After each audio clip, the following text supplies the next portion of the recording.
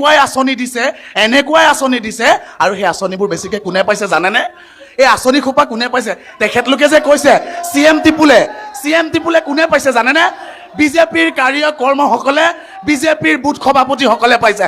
মই দিনত হ'লে মিয়াক গালি, ৰাতি হ'লে মিতি দালি। এয়া কি ৰাজনীতি? ষ্ট্ৰিট লাইব্ৰেৰীটো বনাইছিলে 80 লাখ টকাত, আৰু যেতিয়া ৰং বিৰং কৰি পিনি ডেকৰেশ্যন কৰিছে ইণ্টেৰিয়ৰ ডিজাইন, তেতিয়া আপোনাৰ হৈছেগে 5 কোটি টকা। আপুনি কি ক'ব? উন্নয়ন বুলি ক'ব নেকি? মই তেজপিয়া দল বুলি কওঁ তেওঁলোকক। 860 জনৰ তেওঁলোকে তেজ খাইছিলে। 860 জন তেওঁলোকে আমাৰ লেখীয়া যুৱক মৰিছিলে। কোনে মাৰিছিলে? মাৰি পেলালে। কা আন্দোলনৰ সময়ত 5টা উঠি অহা বাচ্চা মাৰি পেলালে। এইবিলাক আপোনালোকে কিয় নকয়? জুবিন গাৰ্গৰ ন্যায় এইখন চৰকাৰ পাৰিলেনে? কা আন্দোলনৰ কথা কৈছিল ছাত্ৰ সন্থাৰ। মই সদায় বিচাৰিম মোৰ জাতিটো কেনেকৈ উন্নতি হয়, তাৰপিছতহে মোৰ দল, মোৰ নিজৰ সমষ্টি। গতিকে মোৰ সমষ্টিত মই যি দেখিছোঁ, মোৰ যিটো নাওবিচা সমষ্টিত পৰিছে, তাত কিন্তু বিলাহী বেঙেনা বুলি কয়। যে মই জনজাতিৰ ওপৰত ক'ব যাওঁ সেইটো কাৰণতে, অসমত যিমান যি পৰিস্থিতি হৈছে আপোনালোকে দেখিছে, অসমত যদি এই যিখিনি উচ্ছেদ হৈ আছে, উচ্ছেদ হওক কিবা হওক, সেইখিনি ঠাইত যদি অসমৰ যদি 6 জনগোষ্ঠীক আজি তাৰিখত জনজাতি মৰ্যাদা ভাৰত চৰকাৰে বা অসম চৰকাৰে প্ৰদান কৰিলেহেঁতেন, তেতিয়াহ'লে আমি কি ভাবিলোহেঁতেন অসম উন্নয়ন হৈছে। কাৰণ এইটো কাৰণতে অসমত ঘৰ দুৱাৰ ৰাস্তা পথে চব হ'বই। আজি বিজেপিয়ে কৈছে কাইলৈ যদি AYUDF আহে তেখেতলোকেও কৰিব লাগিব, কংগ্ৰেছ আহিলে কংগ্ৰেছেও কৰিব লাগিব, AJP আহিলে AJPও কৰিব লাগিব। যোনেই নহওক কৰিব লাগিবই। তেওঁলোকৰ দায়িত্ব, চৰকাৰে তেওঁলোকৰ ৰজা বনাইছে, তেওঁলোকে ৰজাৰ দায়িত্ব কাম কৰিব লাগিব। কিন্তু তাৰ মাজত অসমৰ খিলঞ্জীয়া জাতি জনগোষ্ঠী কেনেকৈ উন্নতি হ'ব? অসমৰ যদি খিলঞ্জীয়া জাতি জনগোষ্ঠীৰ উন্নতি হ'বলৈ হ'লে অসমৰ যি 6 জনগোষ্ঠী, অসমখন যদি বচাবলৈ হয়, অসমৰ 6 জনগোষ্ঠীক কিন্তু বিজেপি চৰকাৰে জনজাতি মৰ্যাদা প্ৰদান কৰিব লাগিব। ইলেকশ্যনৰ আগত যদি নকৰে তেন্তে চাওক, ইলেকশ্যনৰ আগততো নকৰে। আপোনালোকে জানে আজি তাৰিখত আমি যেতিয়া আন্দোলনত আগবাঢ়ি যাওঁ, চৰকাৰে আমাৰ পক্ষত এনেকুৱা কিছুমান ধাৰা লগাই দিয়ে, জেলত যাবলগীয়া হয়। এইটো কাৰণে আজি তাৰিখত আমি 6 জনগোষ্ঠী স্থবিৰ হৈ যাবলগীয়া হৈছে। আগন্তুক আমি যি কৌশল 6 জনগোষ্ঠীয়ে লৈছোঁ, হয় আজি নোৱাৰিম, এদিন নহয় এদিন আমি জয়ী হ'বই লাগিব আৰু হ'মেই।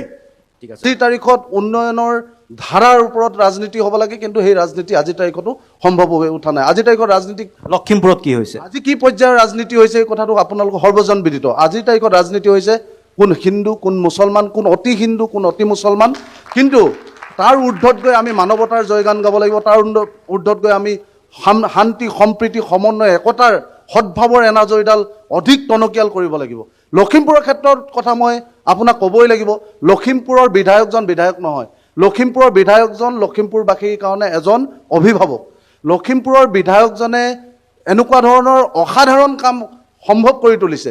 আজি আমি জন্মৰ পৰা, মই ছাত্ৰ সন্থাত আছিলোঁ, লখিমপুৰ সভাপতি, উত্তৰ লখিমপুৰ সভাপতিৰ দায়িত্বত আছিলোঁ। ছাত্ৰ সন্থাত থাকোঁতে আমি যিকেইজনক কংগ্ৰেছত আছিল গালি পাৰিছিলোঁ, আজি তেওঁলোকে গৈ বিজেপিত কাম কৰিছে। আৰু লখিমপুৰৰ বিধায়কজনে যিটো লখিমপুৰবাসীৰ আটাইতকৈ ডাঙৰ সমস্যা, নকাৰী যিখন অভাৰব্ৰিজ, ৰেলৰ যেতিয়া ট্ৰেইন অহা যোৱা কৰে, যেতিয়া ইমাৰ্জেঞ্চি পেচেণ্ট যায়, তেতিয়া ঘণ্টা ৰৈ থাকিবলগীয়া হয়। সেইটো সমস্যা কিন্তু সমাধানৰ পথ মুকলি কৰিছে মানৱ ডেকা ডাঙৰীয়াই। গতিকে আৰু যিটো আজি মোৰ ঘৰ লীলাবাৰী বাইপাছ হৈ মই আহিছোঁ, এতিয়াও 100-150 মানুহে এটা ষ্টেডিয়াম, এটা ৰাষ্ট্ৰীয় পৰ্যায়ৰ এটা ষ্টেডিয়াম নিৰ্মাণ কৰিছে, 100-150 মানুহে তাত চেল্ফি লৈ আছে। এইটো আমাৰ লখিমপুৰ মানুহে কল্পনাৰ অতীত আছিল, এনেকুৱা এটা ষ্টেডিয়াম লখিমপুৰ। চৰকাৰৰ কিছু কামত আপত্তি আছে, মানৱ ডেকাৰ ক্ষেত্ৰত আপত্তি নাই। লখিমপুৰবাসী হিচাপে আমি এজন ভাল অভিভাৱক পাইছোঁ। এখেতে কৰিবলগীয়া আৰু বহুত কাম আছে, কিন্তু তেখেতে যি কৰিছে তাত এজন লখিমপুৰৰ এজন সচেতন ভোটাৰ হিচাপে আমি সন্তুষ্ট। 1,77,000 কোটি টকা আজি তাৰিখত ধাৰ হৈছে। আপুনি ইলেকশ্যনলৈকে দেখিব 2 লাখ কোটি টকা ধাৰ হ'ব। কিন্তু কংগ্ৰেছৰ দিনত কি আছিলে, আপুনি 1 চনৰ পৰা যদি মই 16 চনলৈকে কওঁ, মাত্ৰ 10,000 কোটি টকা ধাৰ আছিলে। 10,000 কোটি টকা ধাৰ হোৱাৰ পিছতে যেতিয়া হিমন্ত বিশ্ব শৰ্মাৰ চৰকাৰ আহিছে, তেতিয়া তেওঁ সৰ্বানন্দ সোণোৱাল মুখ্যমন্ত্ৰী হৈছিলে। সেইটো সময়ত খুব ডিঙি হিৰ ফুলাই গ'লে, একদম অসমখন কংগ্ৰেছে ডুবাই গৈছে, 10,000 কোটি টকা ধাৰ কৰি গৈছে। কিন্তু আপুনি যদি দেখিব যায়, এই 10 বছৰত 1,10,000 পৰা গৈ 1,77,000 কোটি টকা হৈছে, কিন্তু নিৰ্বাচনলৈকে 2 লাখ কোটি টকা ধাৰ হ'বগৈ। তাৰ পৰিপ্ৰেক্ষিতত আপুনি কি ক'ব? আপুনি মাটি বিকি গাড়ী কিনাটো আমি বিশ্বাস নকৰোঁ, বা ধাৰ কৰি ঘিউ খোৱাটো আমি বিশ্বাস নকৰোঁ। গতানুগতিকভাৱে যিখিনি কাম হ'ব লাগে, বিগত দিনত যিমানখিনি বিধায়ক হৈ গৈছে, মন্ত্ৰী হৈ গৈছে, সকলোৱে কাম কৰি গৈ আছিলে। কিন্তু এতিয়া যিমানটো ধাৰ কাম কৰিবই লাগিব দাদা। গতিকে মানৱ ডেকাই বিশেষ একো কৰা নাই তেতিয়াহ'লে। কামটো কৰিব লাগিব, কামটো কৰিছে। আপোনাক মই বুজাই দিলোঁ, 1,77,000 কোটি টকা যেতিয়া ধাৰ হৈছে, 1,77,000 কোটি টকা যে ধাৰ হৈছে, কামটো কৰিবই লাগিব। আপুনি ধাৰ কৰিলে আপুনি বহুত কিবি কৰিব পাৰে। আপুনি ধাৰটো কাৰ মূৰত হৈছে? আজি জন্ম হোৱা বাচ্ছাটো মোৰ 50,000 টকা ধাৰ। আপুনি কওক, বিজেপিয়ে ক'ব পাৰে ধাৰ লৈ উন্নয়ন কৰি আছে। বিশেষকৈ এখন ৰাজ্য বা এখন জিলা উন্নয়ন হ'বলৈ হ'লে প্ৰথমে তাত লাগিব আমাৰ ক্ৰীড়া, শিক্ষা, স্বাস্থ্য, এই ক্ষেত্ৰখিনি আমাৰ অত্যন্ত প্ৰয়োজন। আপোনালোকে এতিয়া মন কৰিব, লখিমপুৰৰ শিক্ষাৰ ক্ষেত্ৰত দুখনকৈ ইউনিভাৰ্চিটি হ'ল। পূৰ্বে এনেধৰণৰ শিক্ষা অনুষ্ঠান গঠন হোৱা নাছিল। আপুনি চাব, এইখন নৰ্থ লখিমপুৰ কলেজ ইউনিভাৰ্চিটিলৈ পৰিণত হ'ল, মাধৱদেৱ ইউনিভাৰ্চিটিলৈ পৰিৱেশন হ'ল, নৰ্থ লখিমপুৰ গাৰ্লছ কলেজ স্বায়ত্ত শাসনলৈ পৰিৱৰ্তন হ'ল। আৰু ইয়াৰ পূৰ্বে দেখিব কংগ্ৰেছৰ দিনত যিবোৰ অংগনবাদী কেন্দ্ৰ, শিশুসকলৰ পাঠ্যক্ৰম হয়, সেই শিশুসকলৰ তাত তেওঁলোকৰ পানী পৰাৰ এক দৃশ্য। দ্বিতীয়তে আপুনি যদি চাই পথসমূহ, লখিমপুৰৰ বাট পথ, আপুনি এই নৰ্থ লখিমপুৰ কলেজলৈ অহা পথবোৰ কিন্তু এটা সময়ত ভঙা চিঙা আছিল। এই পথসমূহ আপুনি চাব লাহে লাহে মসৃণ হৈ গ'ল। স্বাস্থ্যৰ ক্ষেত্ৰত চাব, লখিমপুৰ মেডিকেল কলেজে এক সুকীয়া স্থান দখল কৰিছে। তাত আপুনি ছুপাৰ হস্পিটেললৈ পৰ্যবেক্ষিত হৈছে। আপুনি MSc BSc নাৰ্ছিং আপুনি ক্ৰীড়াৰ ক্ষেত্ৰতো দেখিব। লখিমপুৰৰ ক্ষেত্ৰত আপুনি এটা কথা মন কৰিব,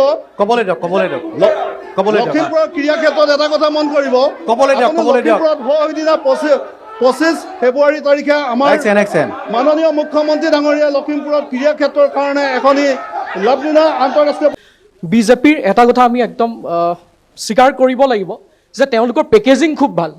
তেওঁলোকে মেডিকেল কলেজ কৰাৰ কথা কয়, নিশ্চয় কৰিছে, খুব ধুনীয়া ধুনীয়া বিল্ডিং কৰিছে, ৰংচঙীয়া বিল্ডিং কৰিছে। কিন্তু কথাটো হ'ল যে সেই বিল্ডিংটোত টিউবাৰকলচিছৰ ভাৰত চৰকাৰে এটা সিদ্ধান্ত লৈছিল যে ভাৰতত 2025লৈকে টিউবাৰকলচিছ বেমাৰটো সম্পূৰ্ণ নিৰাময় কৰিব। আৰু মন কৰিব, সেই বেমাৰটো দুখীয়া মানুহৰ বেছিকৈ হয়। আৰু য'ত লখিমপুৰ মেডিকেল কলেজৰ নিচিনা এখন মেডিকেল কলেজত টিউবাৰকলচিছৰ বাবে সুকীয়া কিন্তু ৱাৰ্ড কিন্তু নাই। লখিমপুৰৰ কাষতে আছে হাৰমতি বাগানখন, তাত এখন 20 বেডেড এখন হস্পিটেল আছে। তেনেকুৱা এখন সৰু হস্পিটেলত টিউবাৰকলচিছৰ কাৰণে ছেপাৰেট ৱাৰ্ড আছে, কিন্তু লখিমপুৰ মেডিকেল কলেজত টিউবাৰকলচিছৰ নিচিনা বেমাৰৰ কাৰণে ছেপাৰেট ৱাৰ্ড নাই, যিটো কাৰণে দুখীয়া মানুহে তাৰ চিকিৎসা নাপাই মৃত্যুবৰণ কৰি আছে। যোৱা ডিচেম্বৰ মাহত হাৰমতি বাগানৰ এজন শ্ৰমিকে টিবিৰ কেইবাবাৰো লখিমপুৰ মেডিকেল কলেজলৈ আহি চিকিৎসা নাপায়, তেওঁক ইয়াত থকাৰ ব্যৱস্থা কৰিব নোৱাৰাৰ বাবে ঘূৰি গৈ মাত্ৰ সামান্য চিকিৎসা পাইছিল হাৰমতি বাগানৰ সৰু চিকিৎসালয়খনত, আৰু তাত শেষত মৃত্যুবৰণ কৰিল। লক্ষ্য কৰিব, বিল্ডিং যথেষ্ট বনাল, কিন্তু তাত টিউবাৰকলচিছৰ নিচিনা এটা মাৰাত্মক বেমাৰৰ কাৰণে ছেপাৰেট ৱাৰ্ড নাই। মই মাত্ৰ এটা উদাহৰণ দিছোঁ। আমি এটা সৰু মেডিকেল কলেজখন হোৱাৰ পাছত লাভ হৈছে নে হোৱা নাই অঞ্চলবাসীৰ? লাভ হৈছে, কিন্তু কিমান দূৰ লাভ হৈছে? জ্বৰ আগতেও হৈছিল, জ্বৰৰ কাৰণে আমি চিকিৎসা চিভিল হস্পিটেলখন যিখন আছিল তাতো পাইছিলোঁ। এতিয়া যিখিনি ডাঙৰ বেমাৰ আমি ভাবিছিলোঁ যে সেই বেমাৰখিনি বাহিৰত ডিব্ৰুগড় বা গুৱাহাটী ৰেফাৰ নকৰাকৈ আমি ইয়াত চিকিৎসা পাম। আমি খুব সুখী হৈছিলোঁ মেডিকেল কলেজখন দেখি, কিন্তু পৰিতাপৰ বিষয়ে বাৰে বাৰে ৰেফাৰ কৰা হয়, ইউৰলজিষ্ট নাই, ইত্যাদি নাই। গতিকে আমি বাৰে বাৰে আকৌ ডিব্ৰুগড় যাব লগা হয়, গুৱাহাটী যাব লগা হয়। লাভ কি হ'ল? গতিকে পূৰ্ণাংগ পৰ্যায়লৈ অহালৈকে সময় লাগিব। এজিপিৰ শাসকীয় দল, সেই দলটো দেখা পাইছোঁ যে আমাৰ কংগ্ৰেছ দলত যিসকল নেতাই ইতিমধ্যে থাকে, তেওঁলোকৰ দলটো ইমানেই উন্নয়ন কৰিছে, ইমানেই উত্তৰণ কৰিছে, ইমানেই ভৱিষ্যতৰ তাৰমানে গোটেই ৰংচঙীয়া বেহা এটাৰ সৃষ্টি কৰিছে, কিন্তু এইটো দেখিবলৈ পোৱা নাই যে নতুন প্ৰজন্মৰ পৰা তেওঁলোকে এজন নতুন নেতা এটা সমষ্টিত কিয় নিৰ্মাণ কৰিব নোৱাৰে। কংগ্ৰেছ দলৰ নেতাসকলক তেওঁলোকে কয় যে নাৰীক সন্মান কৰিব নাজানে, বোৱাৰীৰ শালীনতা হানি কৰে। তো তেনেকুৱা নেতাক তেওঁলোকে বৰমালা পিন্ধাই বিজেপিৰ কোনখন মুখেৰে তেওঁলোকে আকৌ নাৰী সুৰক্ষাৰ কথা কয়? গতিকে আমি ভাবিছোঁ যে 10,000 টকাৰ যিটো উদ্যমিতা আঁচনি, আমাৰ মহিলাসকলৰ যিটো স্বাৱলম্বিতা, সেয়া সেই 10,000 টকাৰ আঁচনি নহয়। মহিলাসকলে নিজেই ভৱিষ্যত দিনত স্বাৱলম্বী হ'ব পৰাকৈ, ৰাজনৈতিক ক্ষেত্ৰত সুৰক্ষাৰে ওলাই আহিব পৰাকৈ বিজেপিৰ প্ৰতিনিধিসকলে যাতে আমাৰ কংগ্ৰেছৰ প্ৰতিনিধিসকলক আঙুলি টোৱাই নাৰীক অশালীন ব্যৱহাৰ কৰিছে, বোৱাৰীৰ গাত হাত বুলাইছে, তেনেকুৱা ধৰণৰ অভদ্ৰামী আচৰণ নকৰি, হাইজেক কৰি, নেতা ক্ৰয় কৰি কংগ্ৰেছ দলৰ পৰা কি নৱনিৰ্মাণ অসমৰ সপোন দেখিছে তেওঁলোকে? আমাৰ সেইটো প্ৰশ্নৰ উত্তৰ আনুষ্ঠানিকভাৱে আমি বিজেপিৰ পৰা আজি দাবী কৰিম। ঠিক আছে, বিজেপি ক'ব পাৰে। মহিলা তেখেতৰ প্ৰথমতে ক'লে যে অশালীন। মই তেখেতক মই সুধিব বিচাৰিছোঁ, এই অশালীন শব্দটোৰ অৰ্থটো আমাক বুজাই দিলে আমি ভাল পাওঁ। আমি যিটো বুজি পাইছোঁ সেইটোতো আমাৰ মানুহখিনিৰ ক্ষেত্ৰত আমি সেই বস্তুটো এতিয়ালৈকে পোৱা নাই, সেই পৰিস্থিতিৰ সন্মুখীন হোৱাও নাই। আৰু যি ক'লে যে কি 10,000 টকা আঁচনিৰ কথা ক'লে, আৰু মই তাৰ আগতে এটা প্ৰথম কথা কওঁ যে বিজেপি চৰকাৰখনে প্ৰথম চৰকাৰ হ'ল যে নাৰী সুৰক্ষা আৰু সবলীকৰণৰ ক্ষেত্ৰত মাত মাতি অহা প্ৰথমখন চৰকাৰে হ'ল ভাৰতীয় জনতা পাৰ্টীৰ চৰকাৰখন। আৰু আৰু যি আঁচনিৰ কথা ক'লে তেখেতলোকে আঁচনিৰ কথা কয় যে লোভ দিছে কিবা দিছে কি আছে, কিন্তু এই আঁচনিৰ পৰা মহিলাসকল কিমান লাভান্বিত হৈছে সেই কথাটো কিন্তু কোনোদিন তেওঁলোকৰ উত্থাপন নকৰে। আৰু মই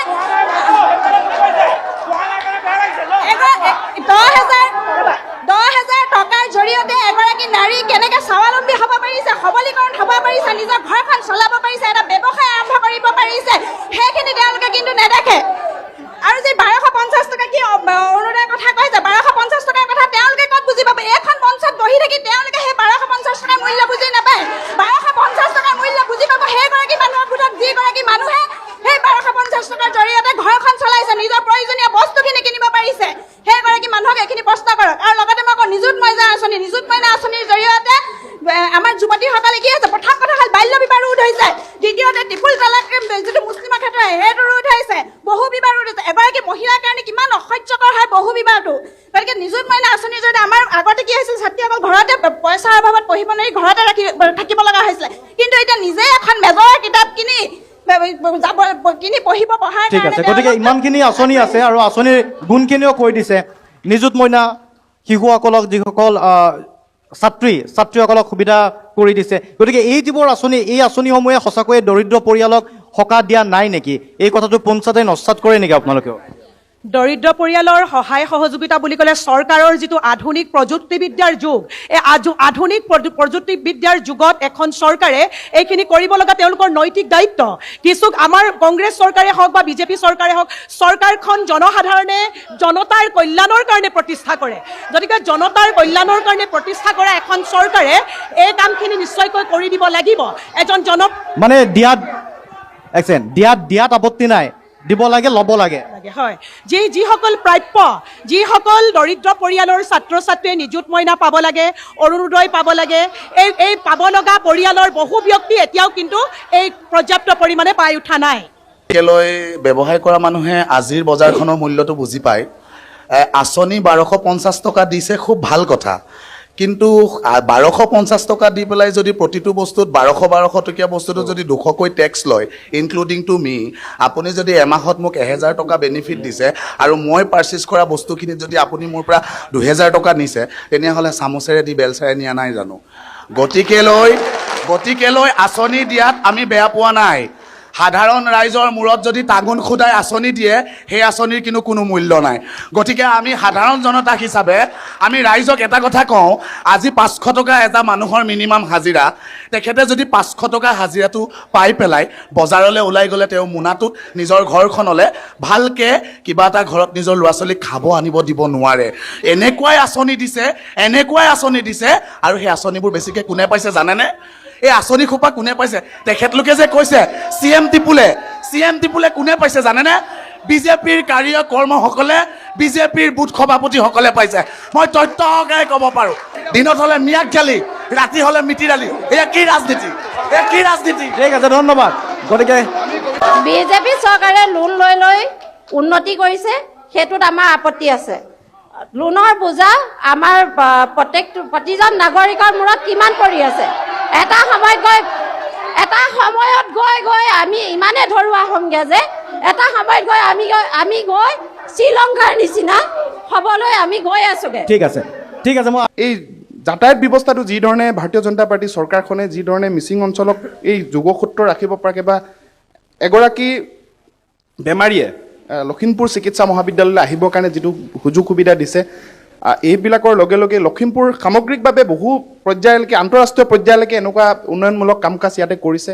তাকে নতুনকৈ উন্নয়ন হৈছে, যথেষ্ট উন্নয়ন হৈছে। আৰু এটা কথা, আমি মিচিং ৰাইজে মিচিং ভাষা শিক্ষাৰ মাধ্যম হিচাপে পাইছোঁ। মিচিং কণ যুৱক যুৱতীসকলে, কণ ছাত্ৰ ছাত্ৰীয়ে মিচিং মাতৃভাষাটো, নিজৰ মাতৃভাষাটো পঢ়িবৰ কাৰণে স্বাধীনোত্তৰ কালৰ পৰা TMPকে দাবী কৰি আহিছিল, কিন্তু বিজেপি চৰকাৰখন অহাৰ পিছত শিক্ষাৰ মাধ্যম হিচাপে ডক্টৰ অনুজ পেগু ডাঙৰীয়াই শিক্ষামন্ত্ৰী হোৱাৰ পিছত তেওঁ কৰিছে।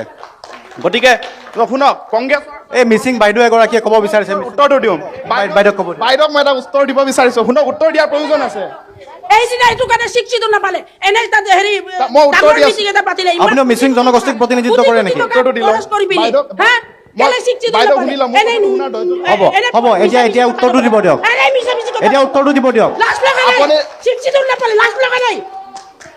এতিয়া কওক মই কৈ আছো স্বাধীনোত্তৰ কালৰ পৰা কংগ্ৰেছে আজিলৈকে অসম চৰকাৰৰ উদ্যোগত কংগ্ৰেছ চৰকাৰখনে আজিলৈকে অসম চৰকাৰৰ উদ্যোগক ত্ৰিপাক্ষিক বৈঠক আমাৰ লগত কেৱল ভোট বেংকৰ ৰাজনীতিয়ে কৰিলে কিন্তু যোৱা 25 ডিচেম্বৰ তাৰিখে TMPK MMK জাতীয় সংগঠনে আৰু অসম চৰকাৰে দিল্লীত অমিত শ্বাহ ডাঙৰীয়াৰ লগত ত্ৰিপাক্ষিক বৈঠকত বহিলে অমিত শ্বাহজী ডাঙৰীয়া মিচিং যুৱ মহোৎসৱলৈ আহিলে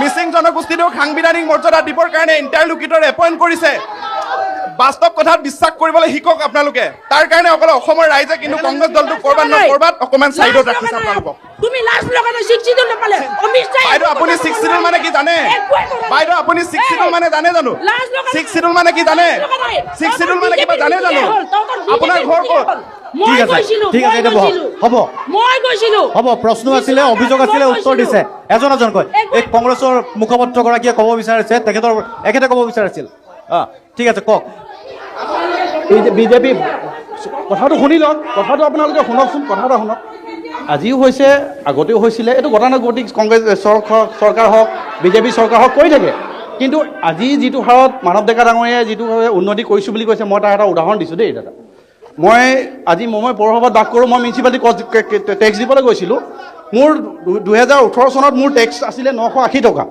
আৰু আজিৰ তাৰিখত মোৰ ঘৰৰ টেক্স হৈছে 4780 টকা এইটোৱে উন্নতি এইটো খেলি আমাৰ লখিমপুৰৰ উন্নয়ন হৈছে কাৰণ মই 980 টকা মই আগতে দিব লগা হৈছিলে মই আজি তাৰিখত দিব লগা হৈছে 4780 টকা মোৰ সাধাৰণ আছাম টাইপৰ ঘৰ এটা আৰু মেডিকেল কলেজৰ কথা কৈছে মেডিকেল কলেজৰ পৰা ৰোগীয়ে চিকিৎসা নাপাই আত্মহত্যা কৰিছে সেইটো কিন্তু আপোনালোকৰ মিডিয়াত প্ৰকাশ হৈছে সৰু এটা বেমাৰৰ কাৰণে আমি লখিমপুৰ ডিব্ৰুগড় নাইবা গুৱাহাটী আমি ৰেফাৰ কৰিব লগা হৈছে আৰু এতিয়া উন্নয়নৰ যিটো কি কয় কথাবোৰ কৈছে প্ৰজেক্ট আমাৰ সন্মুখতে ভূপেন হাজৰিকাদেৱৰ মূৰ্তি এটা বনাইছে তাৰ প্ৰজেক্ট কষ্ট বুলি আমি শুনিছোঁ 40 লাখ টকা প্ৰত্যেক কামতে যদি 10 লাখ টকীয়া কামটো হয় তাত আপোনাৰ 20 লাখ টকা ধৰা হৈছে যদি তেনেধৰণে কথা তেনেকুৱা হৈছে ঠিক আছে গুৰুতৰ অভিযোগ আছে উত্তৰকেইটা দিব দিয়ক যে টেক্স যথেষ্ট বাঢ়িছে আৰু এটা অলপ দুৰ্নীতিৰ অভিযোগ এটা উত্থাপন কৰিছে বৰ্তমান ৱৰ্ল্ড কাপৰ সময় আপুনি ৱৰ্ল্ড কাপ চাই আপুনি ভাৰতৰ আটাইতকৈ ভাল বলাৰ কোন বুলি ভাবে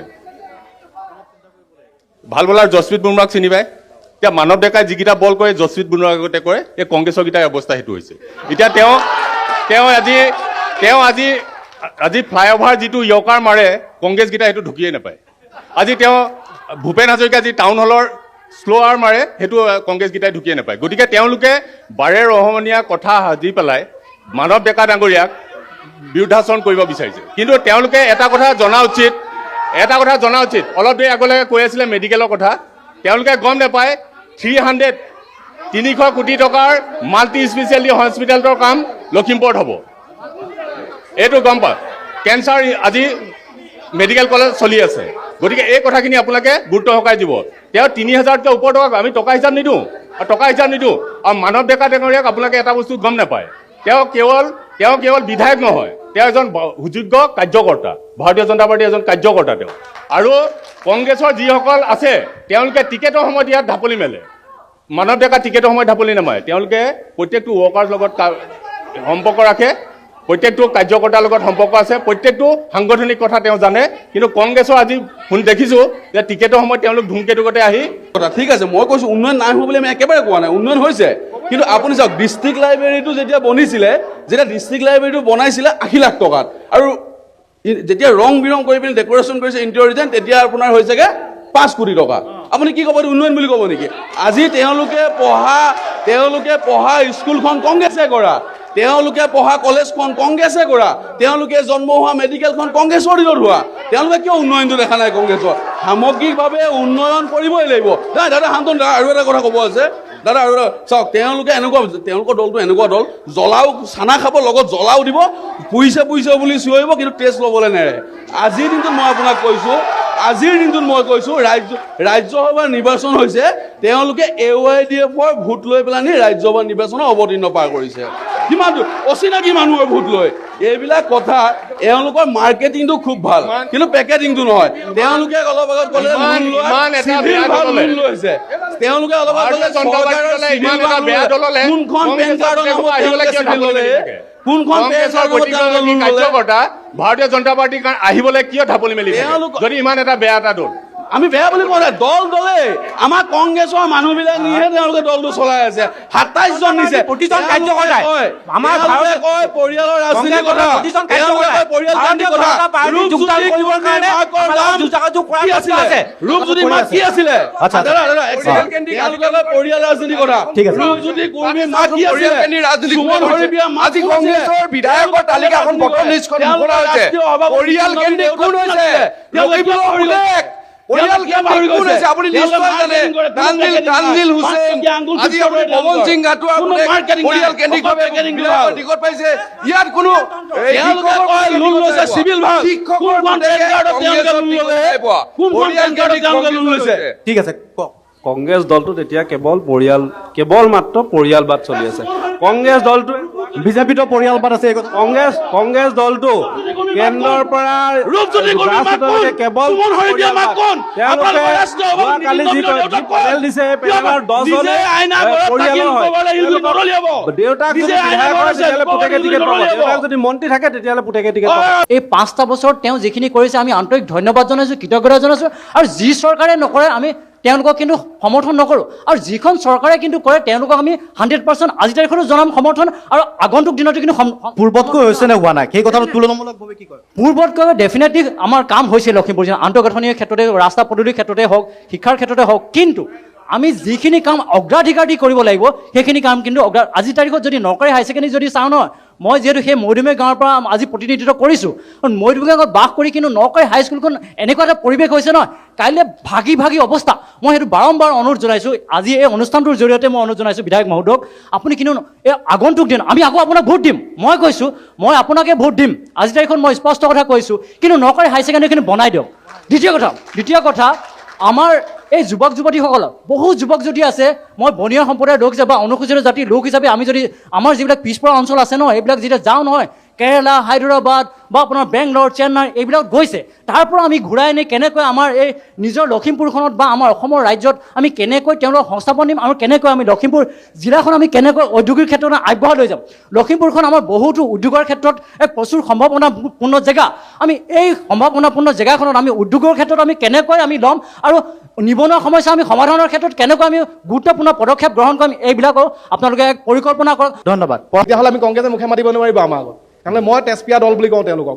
860 জনৰ তেওঁলোকে তেজ খাইছিলে, 860 জন তেওঁলোকে আমাৰ লেখীয়া যুৱক মৰিছিলে। কোনে মাৰিছিলে? কংগ্ৰেছে, একমাত্ৰ কংগ্ৰেছ। সূতা কম্বলৰ ৰাজনীতি নচলে সকলোৱে জানে, অশিক্ষিতসকল আছিলে তেতিয়া, আজিকালি চব শিক্ষিত যুৱক। গতিকে আপোনালোকক ইয়াত বহি থকা সকলোৱে কৈছে, প্ৰতিটো প্ৰশ্ন উত্তৰ দি আছে আপোনালোকক।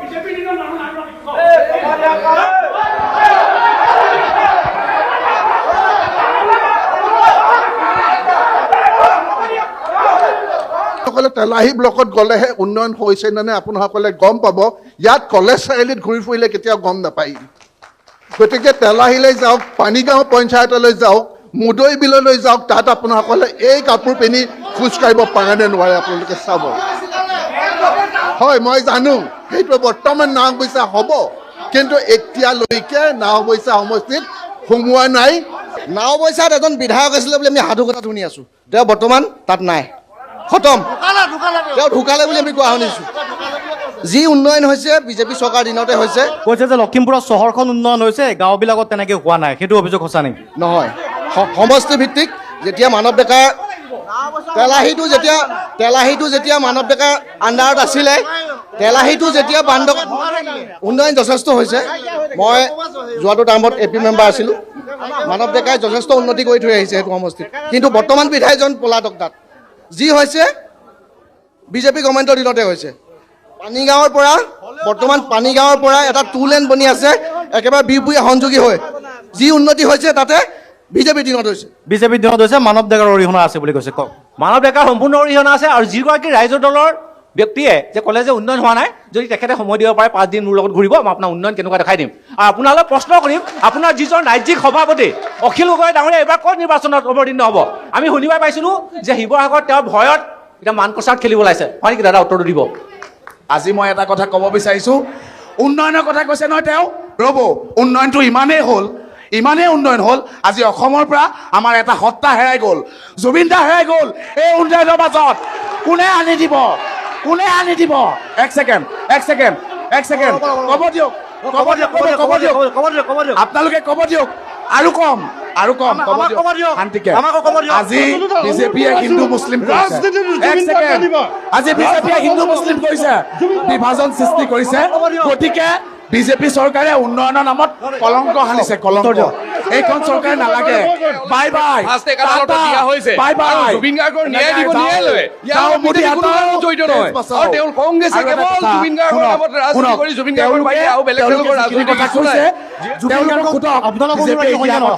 আমি নিজেও জুবিন গাৰ্গক ৰাজনৈতিক হাতিয়াৰ হিচাপে ব্যৱহাৰ নকৰোঁ আৰু মই কংগ্ৰেছকো আহ্বান কৰিছোঁ জুবিন গাৰ্গক ৰাজনৈতিক আহাজ দিয়াৰ হিচাপে ব্যৱহাৰ নকৰিব তেখেত অসমীয়া ৰাইজৰ আৱেগ আৰু সত্তা তেখেতক ৰাজনীতিলৈ ব্যৱহাৰ নকৰিব এক ছেকেণ্ড জুবিন গাৰ্গ জুবিন গাৰ্গ ৰাজনীতি নকৰিব এটা কথা কওক জুবিন গাৰ্গৰ জন্মদিনত বিজেপিৰ প্ৰায় 8,000 কাৰ্যকৰ্তাই তেজ দান কৰিছিলে জুবিন গাৰ্গৰ জন্মদিনত কংগ্ৰেছে জুবিন গাৰ্গৰ নামত ৰাজনীতি কৰাৰ বাহিৰে বেলেগ একো কৰা নাই কিন্তু আমি ৰক্তদান কৰিছিলোঁ 8,000 আমাৰ যুৱকে ৰক্তদান কৰিছে জুবিন গাৰ্গৰ জন্মদিনত কিন্তু তেওঁলোকে কেৱল ৰাজনৈতিকভাৱে ব্যৱহাৰ কৰে গুৱাহাটীত সৰু সৰু 5টা ল'ৰা মাৰি পেলালে কা আন্দোলনৰ সময়ত 5টা উঠি অহা বাচ্চা মাৰি পেলালে এইবিলাক আপোনালোকে কিয় নকয় জুবিন গাৰ্গৰ ন্যায় এইখন চৰকাৰে পাৰিলেনে কা আন্দোলনৰ কথা কৈছিলে অসম আন্দোলনত কংগ্ৰেছে 855 জনক গুলীয়াই মাৰিছিলে তাৰ বিচাৰ কোনে কৰিব ব্যৰ্থ হৈছে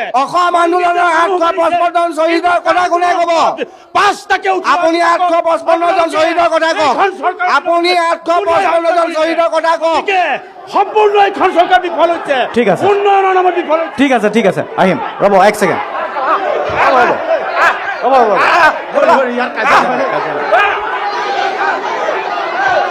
এইটো আপোনাৰ এক ছেকেণ্ড মাৰপিন নহয় আপোনালোকে কিয় কৰিব বিচাৰিছে ৰ'ব পাছলৈ যাম জুবিন গাৰ্গৰ লগত ৰাজনীতি আপোনালোকে নকৰিব জুবিন গাৰ্গ কোন আছিলে অসমৰ এটা সত্তা আছিলে জুবিন গাৰ্গৰ লগত ৰাজনীতি কৰাটো আমি ভাল নেদেখোঁ জুবিন গাৰ্গৰ লগত কোনো ৰাজনীতি নকৰিব জুবিন গাৰ্গৰ লগত ৰাজনীতি নকৰিব এক নম্বৰ কথা জুবিন গাৰ্গ অসমৰ তেওঁক ৰাজনীতিৰ মাজলৈ তেওঁক ঠেলি নিদিব আৰু ৰাজনীতি জুবিন গাৰ্গৰ লগত নকৰিব আপোনালোকে এইটো জানি শুনি আপোনালোকে কি সুবিধা বিচাৰিছে ঠিক আছে আমি লখিমপুৰ কেলে আহিছ কেলে খেল মাৰি আহিছ তই হা কেলে খেল মাৰি আহিছ তই কি হৈছে হ'ব নাওবৈচা সমষ্টিৰ বিধায়কগৰাকী অন্তৰ্ধান বুলি কৈছে ভৰত নৰহ ডাঙৰীয়া কিবা কাম কৰিলেনে সমষ্টিটোত মই নাওবৈচা সমষ্টিৰ বিধায়কজনক আমি কংগ্ৰেছ দলৰ প্ৰতিনিধি যদিও ৰাইজৰ যিটো দৃষ্টি এজন জনপ্ৰতিনিধিৰ জনকল্যাণৰ বাবে আমি প্ৰতিনিধিজন নিৰ্বাচিত কৰি পঠিয়াওঁ আমি দুৰ্ভাগ্য বুলি ভাবিছোঁ নিজকে যিহেতু আমি সাহসেৰে সত্য প্ৰতিষ্ঠা সদায় কৰি আহিছোঁ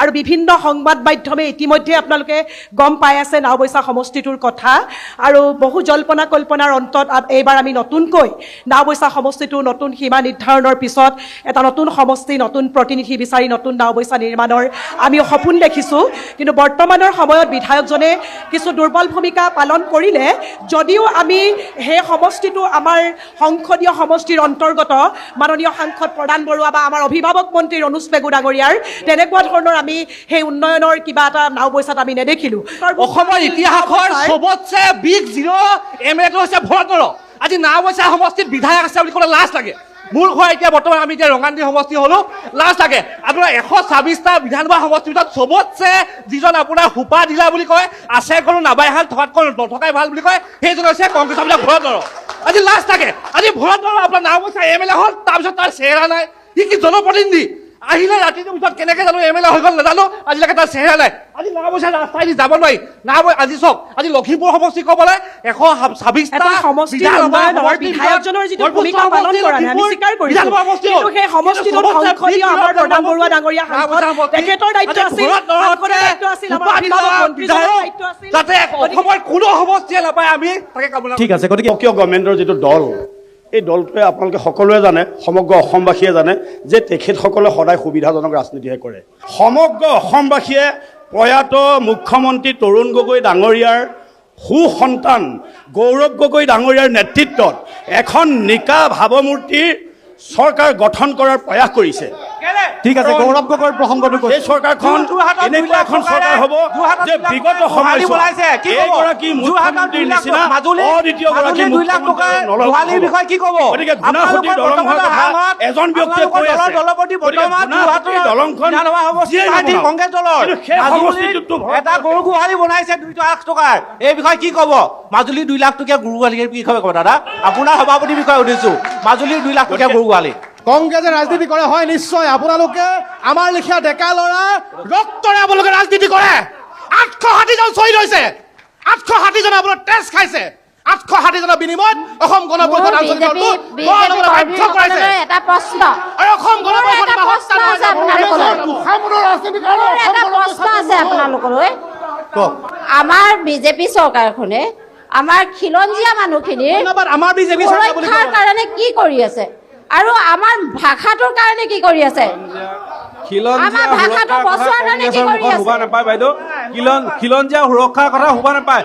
আপোনালোকে খিলঞ্জীয়া ভূমি যেতিয়া বেদখলকাৰী অবৈধ বাংলাদেশী মিয়াই দখল কৰিছিলে, সেই উচ্ছেদ কৰাৰ সময়ত খিলঞ্জীয়া মানে কি? সেইটো সদায় এগেইনষ্ট কৰিছে। এটা ডেফিনেশ্যন আপুনি দিব পাৰিবনে? বাইদেউ এক মিনিট বাইদেউ শুনক, মই আপোনাক যুক্তি সহকাৰে কৈছো কথাটো। অসম চৰকাৰে 4,15,000 খিলঞ্জীয়া ভূমিপুত্ৰক ভূমি পট্টা দিছে। 1 নম্বৰ, নাম্বাৰ 1 লিখি যাওক আপুনি। 1 নম্বৰ লিখি যাওক।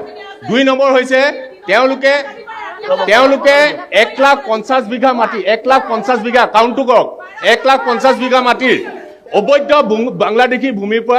বাংলাদেশীৰ পৰা হস্তগত কৰি আমাৰ খিলঞ্জীয়া ভূমিপত্ৰক দান কৰিছে। আপোনাকো আছে তাত, আপোনাকো আছে তাত। কেৱল বিজেপি আদানী কিমান মাটি দিলে? বিজেপি নাই। আদানীক এনে কিমান মাটি দিয়া হৈছে বৰ্তমান? আদানী সৰু কথা এটা কওঁ, আপুনি মোক উত্তৰটো দিব নেকি? মই আপোনাক সৰুকে এটা কথা কওঁ, আপুনি উত্তৰটো দিব নেকি? আপোনালোকে মই এটা অসমৰ ৰাইজক আপোনালোকৰ সংবাদ মাধ্যমৰ জৰিয়তে কৈছো, এই সোণাপুৰত আজি কিছুদিন আগত এটা অসমীয়া ল'ৰাই বেংকৰ পৰা লোন লৈ পেলাই আপোনাৰ জুবিন গাৰ্গ আমাৰ জাতীয় সত্তা, জুবিন গাৰ্গ আমাৰ সেই মাটিখিনি উচ্ছেদ কৰি অশোক সিংগালক দিলে।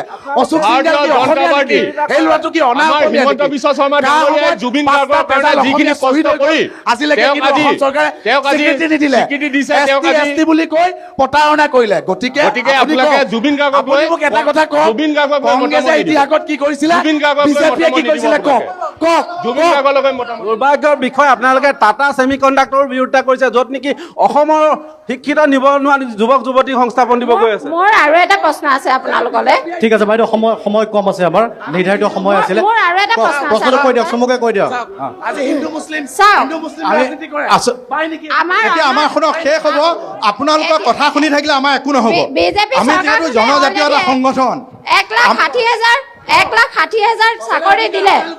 এতিয়া বৰ্তমান আমাৰ অসমত 9 লাখ আনএমপ্লয়মেণ্ট আছে। সেই নিবনুৱা কি হ'ব? সেই নিবনুৱা কংগ্ৰেছে কিমান দিছিলে আজিলৈকে? আপোনালোকে দুৰ্নীতিৰ কলাৰ বজাৰ পইচা ৰাকেশ পাল লাখ লাখ কোটি কোটি টকা ঘৰত জমা লৈ আপোনালোকৰ কোনোদিন এটকা নোহোৱাকে কোনোবা এজন নিবনুৱা চাকৰি দি পাইছিলে? কংগ্ৰেছ এতিয়া অচল পইচালৈ পৰিণত হৈছে আৰু কংগ্ৰেছৰ জুবিন গাৰ্গৰ বাদে বেলেগ কোনো ইছ্যু নাই। আৰু জুবিন গাৰ্গ যিহেতু আমাৰ হিয়াৰ আমঠো, আমি জুবিন গাৰ্গক শ্ৰদ্ধা কৰো। আমাৰ মুখ্যমন্ত্ৰীয়ে জুবিন গাৰ্গৰ কাৰণে প্ৰতিটো মুহূৰ্ততে কাম কৰিছে। জুবিন গাৰ্গৰ মৃত্যু হোৱাৰ দিনটোৰ পৰা জুবিন গাৰ্গৰ শেষকৃত্য হোৱালৈকে মুখ্যমন্ত্ৰী ডাঙৰীয়াই যিখিনি কৰিছে সমগ্ৰ অসমবাসী ৰাইজে দেখিছে। ঠিক আছে। মিচিং অঞ্চলটো আজিৰ তাৰিখলৈকে ভাৰতবৰ্ষৰ স্বাধীনতা লাভ কৰাৰ 78 বছৰ হৈ গ'ল। এই 10 বছৰৰ আগত আজিৰ তাৰিখলৈকে এই অঞ্চলবিলাকৰ ৰাস্তা পদূলি নবনিলে, গৰাকণীয়া প্ৰতিৰোধ ব্যৱস্থা গঢ়ি নুঠিলে, এই অঞ্চলবিলাকত মাটিৰ আজি তাৰিখলৈকে পট্টা প্ৰদান নকৰিলে, এই অঞ্চলবিলাকৰ স্বাস্থ্যকে ধৰি তাৰ শিক্ষা ব্যৱস্থা ঠিক নকৰিলে, তাৰ স্কুলবিলাকক তেনেধৰণে তেওঁলোকে আজি তাৰিখত উন্নয়নৰ কোনো চিন্তা নকৰিলে। কিন্তু যেতিয়া আমি এই অঞ্চলবিলাকক উন্নয়ন কৰিবৰ কাৰণে কংগ্ৰেছ দলটোক মিচিং ৰাইজক সমৰ্থন কৰিবলৈ যেতিয়া আমি সমৰ্থন আগবঢ়াইছিলোঁ, তেতিয়া কিন্তু কংগ্ৰেছ দলটোৱে তাত যিখিনি কৰিব লাগে শিলগুটি এটাও নপৰালে। ঠিক আছে। আজি তাৰিখত তেনেধৰণে দেখিছোঁ এই অঞ্চলটোত নাওবৈচা অঞ্চলটোত তাৰ দাঁতি কাষৰীয়া অঞ্চলটোত মিচিং লোকসকলক ৰক্ষা কৰিবৰ কাৰণে, সুৰক্ষা প্ৰদান কৰিবৰ কাৰণে যিখিনি প্ৰতিৰোধ ব্যৱস্থা গঢ়ি তুলিছে, এই কথাটো মানিব লাগিব। কিন্তু এতিয়া কংগ্ৰেছ দলে আমাক এটা কথা ক'ব লাগে যে আমাৰ অঞ্চলবোৰত যে উন্নয়ন আৰম্ভ হৈছে, যে মিচিং ভাই ভনীসকল পিছপৰা অঞ্চল, এই পিছপৰা অঞ্চলত তোমালোকে বাস কৰি আছিলা, গতিকে এতিয়া যে উন্নয়ন আৰম্ভ হৈছে কংগ্ৰেছ দলেও সমৰ্থন আগবঢ়াব লাগে যে বিজেপিয়ে পাৰিছে, তোমালোকে এবাৰ বিজেপিৰ লগত থাকা। ঠিক আছে।